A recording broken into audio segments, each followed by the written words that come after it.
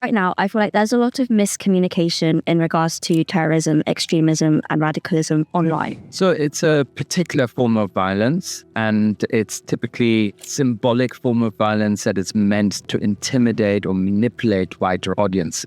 I think when people don't actually understand the topic, they kind of just stay away from it. They don't want to talk about it and they don't want to understand. Radicalism is something that's probably inherent to every open society. Every open society needs radicals to some extent to make progress. Nowadays, you can create your own bubble because most people get their information online now. They curate the sort of information they get, and they will only get the information. Your mobile phone or the different platforms you are on learn your preferences. They understand what kind of human being you are. What did you discover from what the government does right in regards to terrorism? Continued reporting for a lot of German radio stations, but over time it becomes a little bit unchallenging, to be honest. When you say that the government is the one recruiting these people, how does that work? Do they literally just pay some man to go on a gaming platform and talk to these teenagers? So there are people who say the IRA was defeated because of the police and the intelligence services and the army, etc., etc. Hello, Peter. Hi. Welcome to Kai's Circle. I'm really excited for this episode because right now I feel like there's a lot of miscommunication in regards to terrorism, extremism, and radicalism, like online. And I think when people don't actually understand the topic, they kind of just stay away from it. They don't want to talk about it and they don't want to understand it. So today, quickly, before we deep dive into this episode, could you, as fast as you can, define some key terms? Because I asked some friends what these words mean, and they don't actually know how to define them properly. First, so terrorism, I feel like this can range from bombs to graffiti. So how do you actually define terrorism? So it's a particular form of violence, and it's typically a symbolic form of violence that is meant to intimidate or manipulate wider audiences. That's the definition of terrorism, and it's typically informed and motivated by political or ideological reasons. Now, extremism. How does this differ from just having a radical view? So that's really interesting because radicalism is something that's probably inherent to every open society. Every open society needs radicals to some extent to make progress. Extremism, however, means you want to get rid of the entire democratic system. If you're against the entire democratic system, you oppose it, you want to establish some form of authoritarian government or totalitarian government, you're typically considered more than a radical, you're considered an extremist. So now, in comparison, radicalization, how is this different from extremism? So that's the interesting and slightly confusing bit. Radicalization is typically the process whereby you become an extremist. And so, most people that are extremists didn't become extremists overnight. They didn't go to bed, wake up in the morning, and suddenly they wanted to blow themselves up.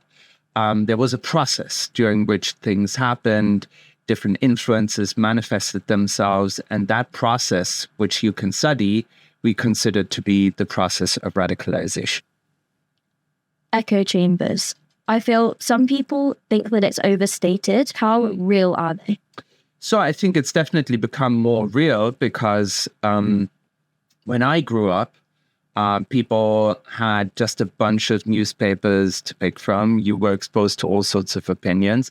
Nowadays, you can create your own bubbles, and you can, because most people get their information online now, they curate the sort of information they get, and they will only get the information that they are interested in. And over time, your mobile phone or the different platforms you are on learn your preferences. They understand what kind of human being you are. And so they will only give you the information that they think you agree with. And that's obviously quite dangerous because you end up in a bubble. You end up in an echo chamber where basically you only interact with people that are similar to you. You only get information that confirms your views, and you never get exposed to anything that differs or that challenges. Yeah, on Instagram, you can literally just write down and type in exactly what you want your algorithm to give you. Exactly. With counterterrorism, is this prevention or is it reaction to terrorism, or is it a bit of both? So it's both. So counterterrorism in the UK, for example, it's defined by the so-called 4P. There's a counterterrorism strategy. It's called Contest. And its big 4 components are called pursue, protect, prepare, and prevent. And so the idea of countering terrorism, according to that strategy, is not only that you go after the bad guys when something has blown up, but that also you're trying to prevent this from happening in the first place, so you don't actually have to deal with dead people and stuff like that. Jihadism. I think the definition of this does get a bit confused. Yes, it does. So jihadism is not perfect like any of these other terms. Typically, what we understand by jihadism is people who, out of a religious motivation, pursue some kind of armed struggle. And that can mean, for example, fighting in Afghanistan, fighting in Syria. It can also mean blowing things up in London or in Paris or in other Western cities. And the people who do this, we typically call jihadists. And last one, what is a cell?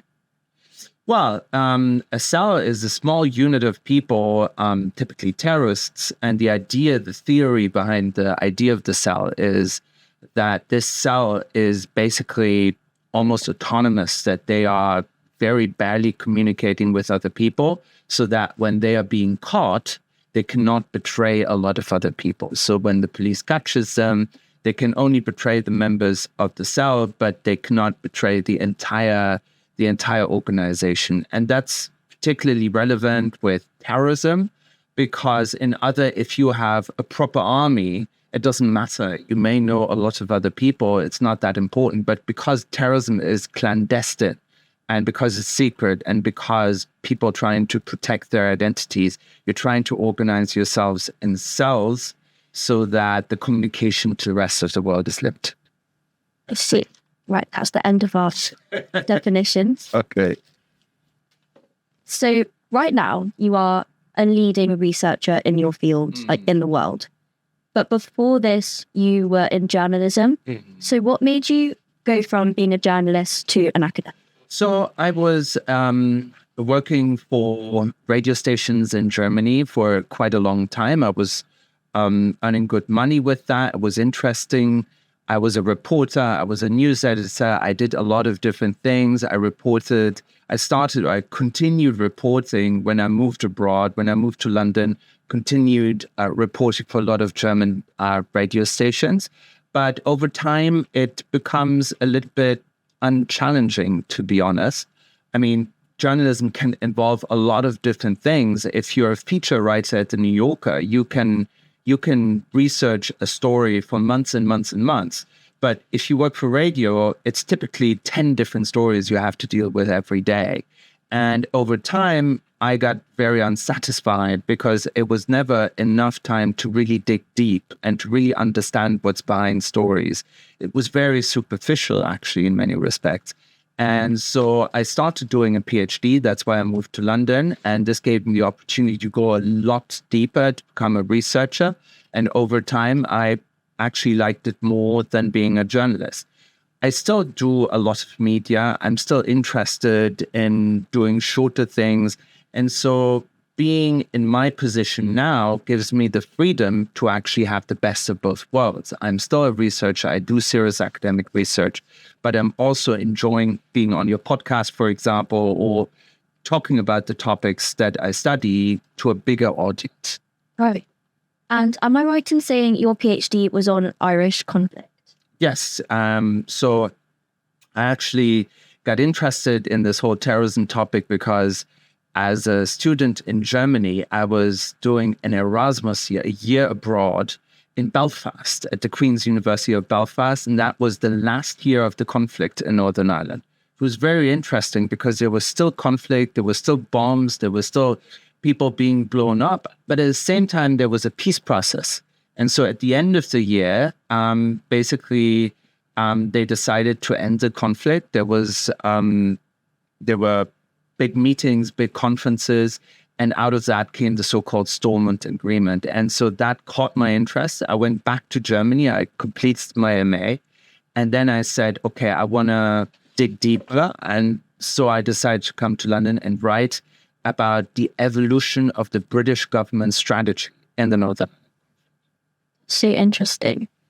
And from studying that, what did you discover from what the government does right in regards to terrorism and what it does wrong? So, a very good question. I think what I discovered was that in Northern Ireland, it wasn't that there's two schools of thought, right? So there are people who say the IRA was defeated because of the police and the intelligence services and the army, et cetera, et cetera. And there are other people who say the IRA was defeated or peace was brought to Northern Ireland because people engaged in dialogue and they talked to each other and they sang Kumbaya and suddenly everyone was happy. And the reality, as I found it, was, of course, that it was the combination of the two. It was pretty important that the IRA had the feeling that they couldn't make more gains by military means. So it was important to push them back. It was important to arrest them. It was important to make it impossible for them to continue with their campaign. On the other hand, it was also important to offer them a way out, to say to them, look, this is clearly not working for you, but here's an opening for you. You can come to the negotiating table. We can give you, under certain conditions, a place in parliament. We can give you a place even in the government, but you have to give up violence. And the combination of that at a particular point in time really works out. And so that's why people in Northern Ireland, by and large, are not killing each other anymore the way they used to in the 80s and 90s. But what do you say about the new IRA? I know they're not as big as how they used to be, but Yes. Stuff still happens. Stuff still happens, absolutely. And it's almost a new generation of people being radicalized. I mean, you have to remember that peace agreement was now 28 years ago. And so the people that are now being caught, that are often members of this new IRA, they weren't even born when the last conflict happened. And so a lot of the social problems and economic problems, political problems in Northern Ireland continue to be unresolved. And so, yes, there is a risk that all of this starts again. I think the risk is quite small and the groups are still thankfully quite small. But yes, you're right. There is a risk and there are still remnants or new generations that pursue the same ideas that are still to some extent. And you made a really interesting point about how some people who are getting radicalized today, they weren't even born the last time there was something going on. But even so, the numbers are getting even bigger. So why is that? Surely it would be harder to radicalize people if they're so young and so far away from the old. Do you mean in Northern Ireland in particular or generally? A bit of both. Okay. Yeah.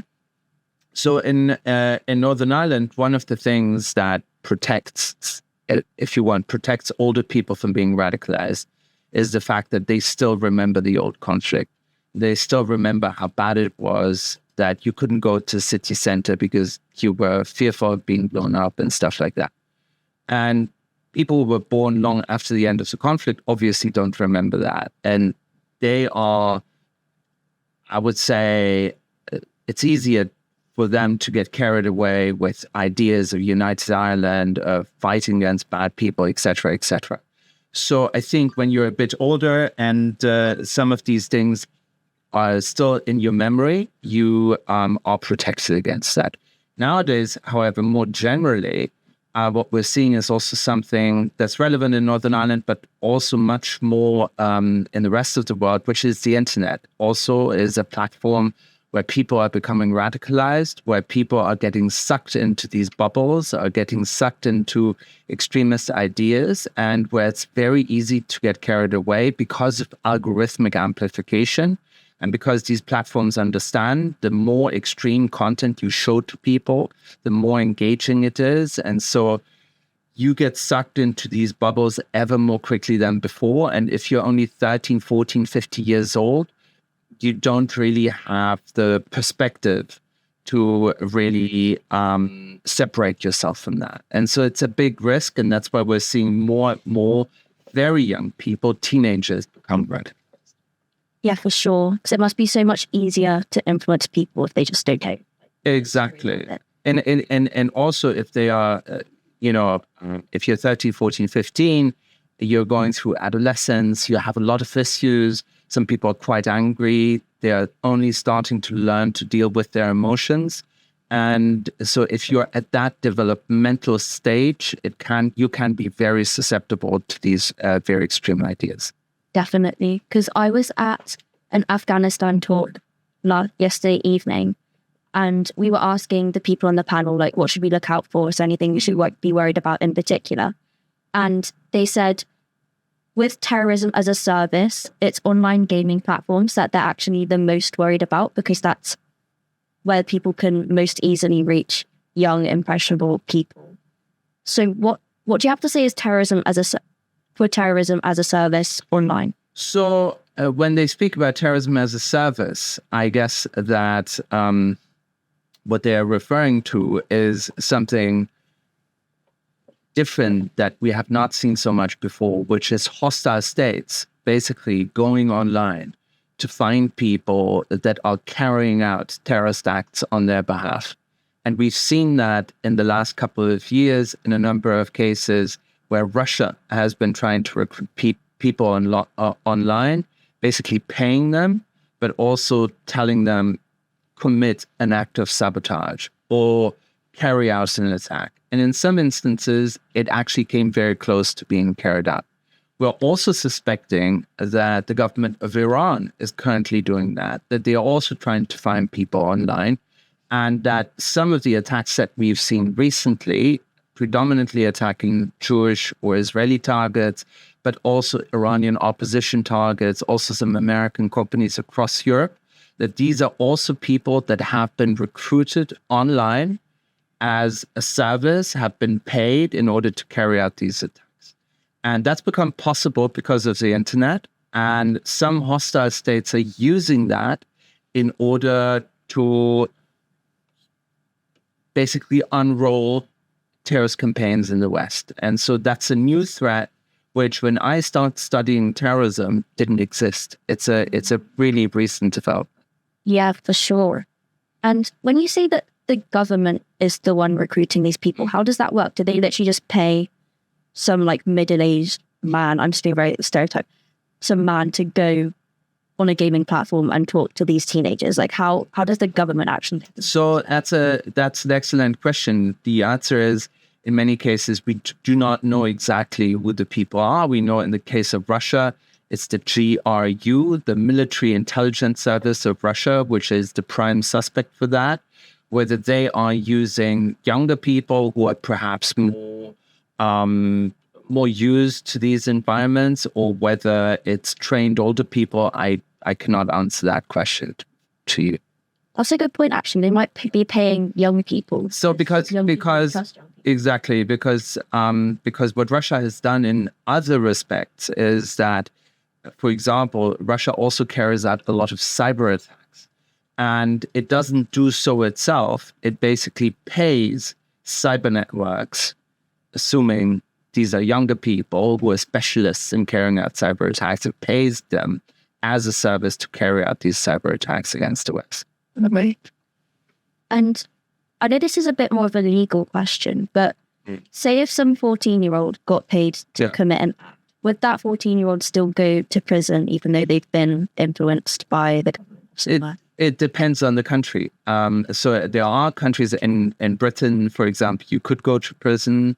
In many other jurisdictions, for example, we had in Sweden, we had in 2024, we had an attack that was carried out against the Israeli embassy, which many people suspect Iran was behind, but they commissioned this attack with 14 and 13-year-olds who basically, under Swedish law, are not liable for prisoners. So basically, they cannot be sent to prison for this. And how is the UK government preventing this, or is it just very hard to filter through? It's very on these platforms. I think it's very hard. Rather than counterterrorism. I think it's what people call counterintelligence. And it's basically because the ultimate enemy you have are not necessarily just the people that are being paid. The ultimate enemy you have are the people behind it who are commissioning this.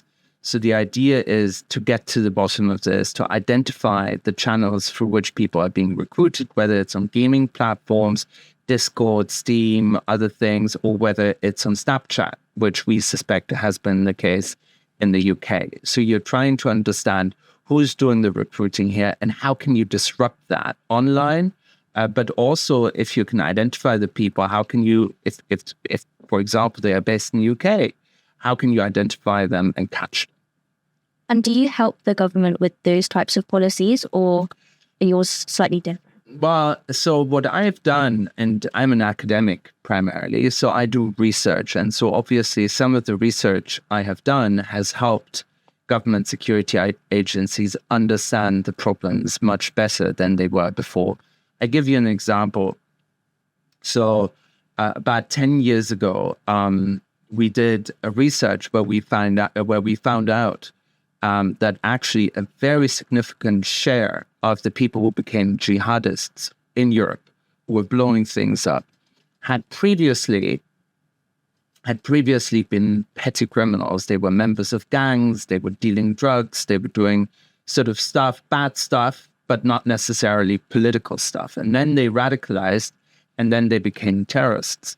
And the interesting thing was that some of them actually, after having become radicalized, continued to take drugs, continued to deal drugs, continued even to drink, even though in theory that was totally prohibited from the point of view of their ideology. And many governments and many intelligence agencies, up until we did that research, assumed that's impossible.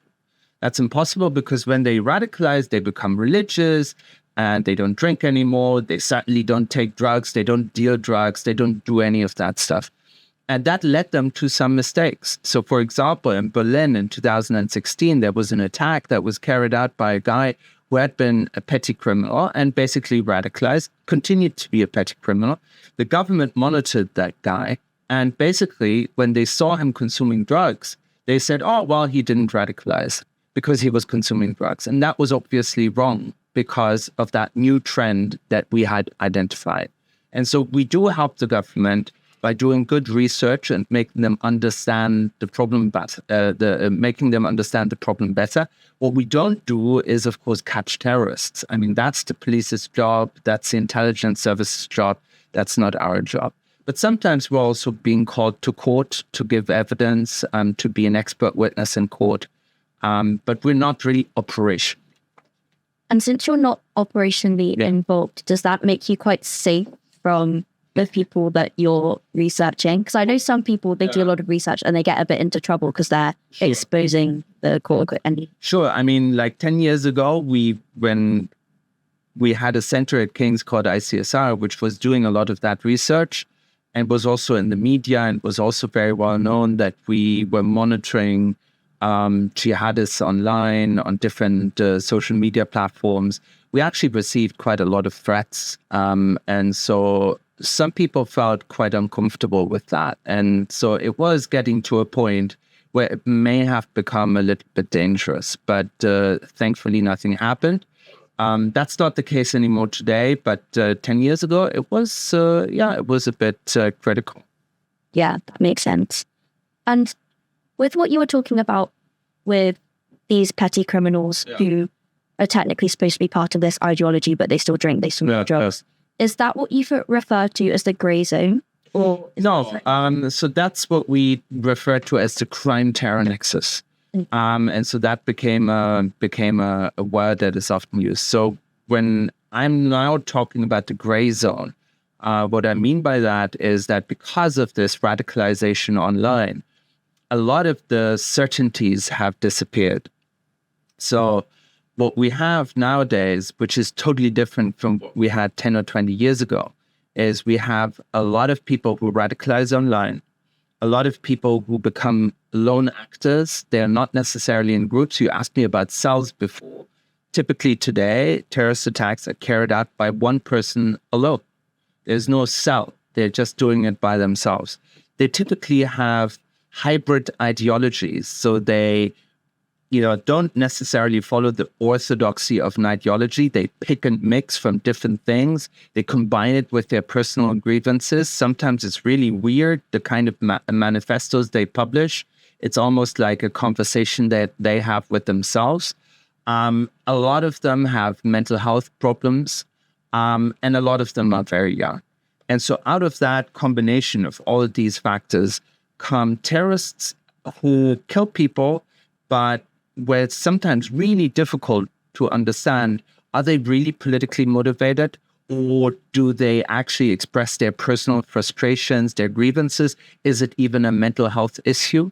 And so that's what I describe as the gray zone. And just yesterday, we had an attack, and knife attack against Jewish people in Golders Green, and they arrested a person who is 45 years old, which is also unusual, quite old for a terrorist. But we also now know that he was referred to Prevent.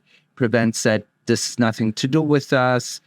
He had mental health problems, but he was also perhaps politically motivated. It's all a bit of a mess. It's no longer the kind of terrorist that we used to know, who was like ideologically fixated, who had a political agenda, was basically a little bit crazy in a political sense, but sane from a mental health perspective. And so today we have a lot of cases where it's kind of all messed up and unclear, and that's what I call the gray zone. It makes it a lot more difficult to deal with these cases. Yeah. And how recently did this start happening? Because you refer to, like, in the past, it was quite easy to...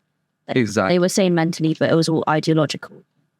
First, is this all just because of people online growing extremism? Or... So, yeah, I think the driver behind of that is the technology and the fact that radicalization has essentially today in the West, in Europe, in the UK, become an online thing.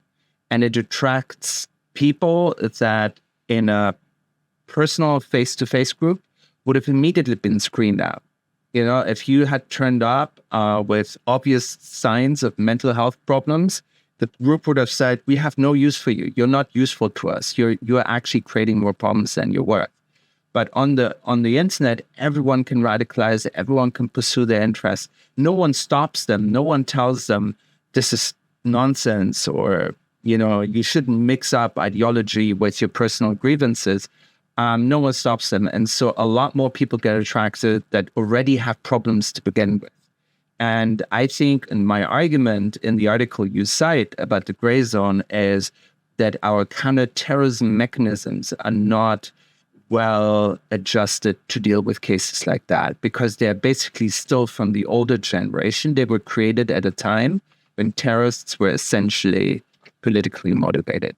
So how can we adjust these policies or approaches? So I think we need much more presence of security and intelligence agencies online. That's sometimes an unpopular thing because it sounds like surveillance state, but that's where radicalization happens today. And so I feel that a lot of people in the police still have the old mindset and basically want to patrol streets, actual streets, whereas you actually have to patrol the virtual streets online. You have to be in the forums, you have to be in the gaming forums where this happens rather than physically on the street.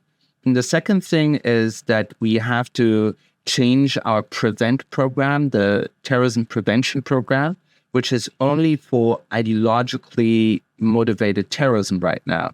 And so we either have to broaden it to include these cases that I just talked about, these gray zone cases, or they have to create a separate program to deal only with these cases. Right now, they don't have either.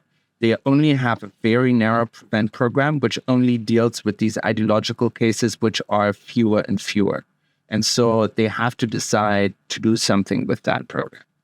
You know how Australia has banned social media for the 16s? Do you think if we did the same in the UK, that would help that? I'm not sure. I would like to see first whether that actually works in Australia. And so far, some of the signs have been encouraging, but also I've heard, I have not studied this, but I've heard that basically a lot of teenagers have basically found ways around. And so I wouldn't be surprised by that at all. And so in that sense, let's wait a little bit and let's see if it works and what effects it has. I'm not totally against it, but let's see what the consequences are. So if we can't ban social media and there are ways around this, how do we patrol these websites effectively? So I think that we have to put a little bit more pressure on the social media providers, because ultimately the government cannot be everywhere. And because the amount of information that is online is just so massive that you wouldn't be able to hire enough people to do that. And so basically, in my experience, even though that's very unpopular, but over the last 10 or 15 years, things have only ever happened if these big tech companies have gotten some political pressure. And so, unfortunately, in the last 1 or 2 years, everything has been moving in the opposite direction. So a lot of big tech companies, whether it's Meta or TikTok or others, have basically gotten rid of moderation teams. They've gotten rid of filtering their content. And I think they have to understand that that's very important, and that when people report, for example, something, when you see something online, then do you think that's slightly fishy, or that shouldn't be there, or that's like encouraging violence, there should be a response from the platform within 24 hours rather than within 3 weeks. And so that's not happening. And I think you need to increase the political pressure a little bit in order for that to happen, because ultimately these companies earn a lot of money, and they have a responsibility that by earning that money, they are not creating social harm. So they are not damaging society as a consequence of running their business. And so it should be their responsibility, actually. I agree. And with this, do you ever meet people who own these media companies? And also, do you ever meet these radicalized young people as well in person? Yes, both of that. In the past more than today, but I of course engage with a lot of tech companies, and sometimes it's quite difficult. Sometimes I find that actually many of the people who are not necessarily in the leadership actually agree with me, but that the overarching business model is a different one. I mean, everyone understands to some extent that harm is being done. And not only in relation to radicalization, also in relation to mental health, also in relation to a lot of other phenomena. But they are very reluctant to make any changes that will cost them money and that will cost them business. And that's where politics comes in. I think that's what politics is for, to create an incentive structure that encourages these companies to actually be more socially responsible. So when it comes to extremists, basically, I've met my first terrorists in Northern Ireland. When I did my PhD research there, it was relatively easy because as a consequence of the peace agreement, everyone was out of prison and everyone was free again. And they had nothing to do and they were happy to talk about what they did. And so it was relatively easy to meet them. Then during the time of ISIS 10 years ago, me and my colleagues did a lot of research online, but we actually also traveled to Syria, not to Syria, but to Turkey and to the border towns from where people entered into Syria. So we met a lot of people there. We were able to interview them. It was very, very interesting. And then a few years back, I wrote a book in German about right-wing extremism. And again, I had the chance in the east of Germany, where right-wing extremist groups are very active, to interact with a lot of people who are engaged in neo-Nazi groups, skinhead groups, and groups that are very active in that respect. So I've actually, over the course of my career, met a lot of different extremists from different types of backgrounds. That's so interesting. When you're meeting them, do you notice differences in each of the extremists from different backgrounds? Sure. Like, would an IRA be different from some? Sure, totally. I think there are differences in terms of their behavior. There are differences in terms of how easy it is to talk to them. They are obviously, so for example, when you're talking to jihadists in Turkey, I, as a white Western man, there's a bit of a difference, obviously, that you have to overcome. In my experience back then, it was actually funny that the icebreaker that you would use to get into a conversation with these people was always football.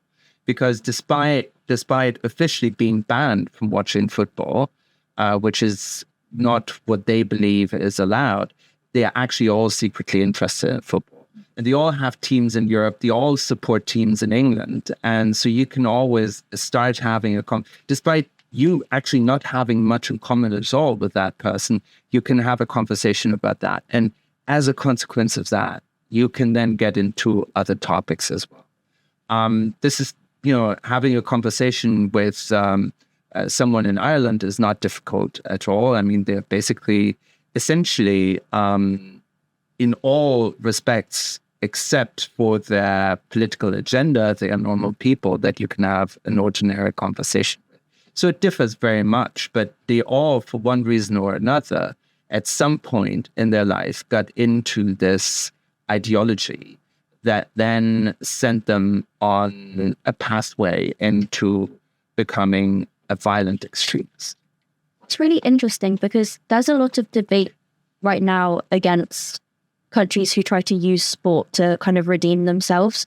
So, like with Saudi Arabia and their football, how do you feel about that when countries try to do that? To use sport?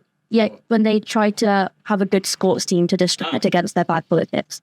Well, I think Saudi is pursuing a strategy where they try to modernize their country and where they basically try to keep young people in their country, which was difficult because they were so austere and life in the country was so unattractive that young people didn't want to stay in the country anymore. Now, MBS, who is the crown prince, the new ruler of Saudi Arabia, he doesn't necessarily want to liberalize the country. He doesn't want to liberalize the politics. He doesn't want to give people freedom of speech, but he wants them to be able to enjoy their life. So that's why he has allowed music. That's why he has Rihanna give a concert in Riyadh. And that's why he has football teams. That's why all sorts of competitions, sports competitions are being held in Saudi Arabia. It's not necessarily to liberalize the country, but it's to give people more of a sense that there's something to do. And we'll see if that pays off. I think ultimately, maybe I'm naive, but ultimately, I think maybe at some point people will also want to have rights and will also want to basically express their opinions. But we're not at that point yet. And for the time being, it's just about bread and circus. Definitely. And am I right in saying you're against people banning far-right parties, for example, in Germany? Yeah, so I think that it should be. No, I don't think, I think that's not the way forward. Number one, because in Germany now we have a situation where the AfD, which is the right-wing populist party, is at 28% in the polls. So and it's the strongest party. You cannot, in a democracy, ban the strongest party. It's 28% of the population. People would probably quite rightly say, this is undemocratic, what you're doing in the name of democracy. And the problem with that, of course, is also that if you were banning that one party, those 28% of the population would probably very soon find a different party who expresses similar ideas that they can vote for instead. So it would just shift from one party to another party. And ultimately, you have to try to address why people are voting for these parties. You have to try to address the underlying problems that lead people to want to support parties like that. And that's, I think, the bigger problem. And that's why politicians don't like it. Because it's easy to ban a party. It's something you can do with one signature on a piece of paper. It's a much bigger problem to address why people seem right now everywhere in the West to be so unhappy with how politics is working. Mm-hmm. And in 2020, you wrote a book about Trump. Yes. And kind of his policies and approaches to these kinds of issues. What do you think he's done right and wrong? So generally, I wrote a book about Trump's counter-terrorism, Trump's war on terror. And I think for a long time he was right in critiquing the way that U.S. governments have gone into other countries, basically creating a mess in these countries and committing to these countries, and then ending up having to fight never-ending wars like in Afghanistan or in Iraq. He was right to criticize that. And he said, I'm not going to repeat that mistake. And if you had asked me in 2020, what's the mistake that Donald Trump is definitely not going to make, I would have said to you, I'm absolutely sure he's not going to start another war in the Middle East, because that's what he said every bloody week he would not do. And now here we are, and he starts the conflict in Iran. In my view, a war of choice, not out of necessity. And now he finds it very difficult to get out of that situation. And he clearly does not have a good strategy. And he may end up in a situation very similar to what previous American governments ended up in, which is a never-ending conflict in the Middle East that sucks a lot of attention, a lot of money, but also a lot of, that causes a lot of pain in the region. And so, yeah, he was right about that, but he actually kind of is now committing the kind of mistake that he promised he would never commit. Yeah. And so do you not think that this will end? Well, I mean, I think it will end. As some... I think it will end because, quite simply, I think Trump wants this to end before November, because that's when the midterm elections are in the US. So he will find some kind of agreement. But I think the tensions will continue to simmer. And as long as the Iranian regime stays in place, I don't think there will ever be a completely peaceful situation. He's kind of opened Pandora's box to some extent. And even if we have a ceasefire now, that doesn't necessarily mean the conflict is resolved. Do you think that's going to make the growth of extremism and terrorism worse? I think it definitely has the potential to do that. I think what we've certainly seen in the past 3 years is a bit of a revival of extremism because of what happens in the Middle East. People have seen that on TV. They're extremely upset. And as a consequence of that, in 2020, basically jihadism was over. There were barely any attacks in the West because of the pandemic, but also because there was genuinely no sense that this was going anywhere. And now we see young people being radicalized again because of what happens in the Middle East. And of course, this is of great concern. So if you woke up as Prime Minister tomorrow morning, what would be the first policy you'd make to make everything? So I would definitely try to improve the PREVENT program. I think that a lot of people that are seriously concerning and that are a risk to the public at large have not been caught by the program. The program was designed to catch people exactly like that.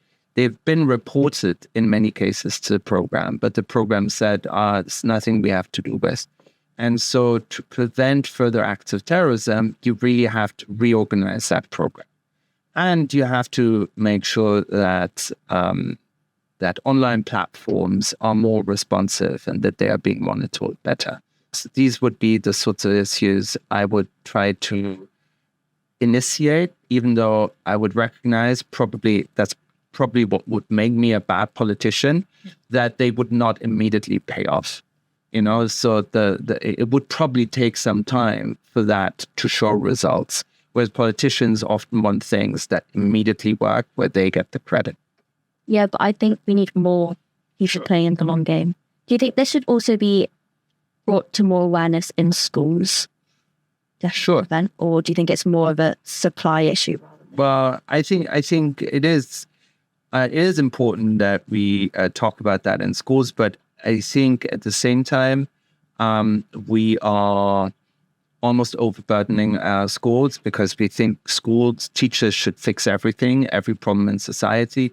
Yes, schools should address that where they can, but, it's also a job of parents. It's a job of everyone in society to look after that. And I think it's sometimes a bit unfair to say teachers should basically cure any ill in society, of which radicalization is just one.